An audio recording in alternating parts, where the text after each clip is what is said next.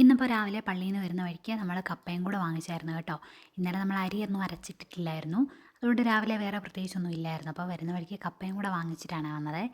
വീട്ടിൽ വന്ന് നമ്മൾ നേരെ ദാണ്ട കപ്പ പുഴുങ്ങാനായിട്ട് പോയി കേട്ടോ. അങ്ങനെ കപ്പ പുഴുങ്ങി നമ്മൾ എടുത്തിട്ടുണ്ട്. ഇത് നന്നായിട്ടിങ്ങനെ കുഴഞ്ഞു പോകുന്ന ടൈപ്പിലുള്ള കപ്പയായിരുന്നില്ല കേട്ടോ. വെന്തുടഞ്ഞിങ്ങനെ പോകത്തില്ലേ, അതുപോലത്തെ അല്ലായിരുന്നു. ഒരു മീഡിയം ലെവലിൽ ഇങ്ങനെ വേകുന്ന കപ്പയായിരുന്നു കേട്ടോ. അപ്പോൾ നമ്മൾ പുഴുങ്ങി എടുത്തിട്ടുണ്ട്. അങ്ങനെ പുഴുങ്ങി എടുത്തിട്ട് നമ്മൾ കഴിക്കാനായിട്ട് പോവുകയാണേ. അപ്പോൾ ഇതാ കപ്പ എടുത്ത് വെച്ചിട്ടുണ്ട്.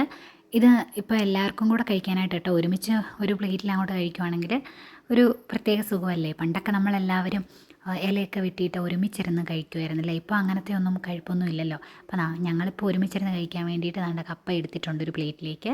എന്നിട്ട് നമ്മുടെ തലേദിവസത്തെ മീൻ കറി ഉണ്ടായിരുന്നേ. ഇത് മത്തിയും അതുപോലെ വറ്റയും കൂടി ഒരുമിച്ചിട്ട് കറി വെച്ചാൽ കേട്ടോ. 2 മീനുണ്ട്. 2 മീനും കൂട്ടിയപ്പോൾ കഴിക്കാം. അതാണ് നമ്മൾ കുറേ ചാറും കൂടി ഒഴിച്ച് വെച്ചിട്ടുണ്ട് കേട്ടോ. അപ്പോൾ കപ്പ പുഴുങ്ങിയതും മീൻ കറിയും കൂടെ കൂട്ടി കഴിക്കട്ടെ.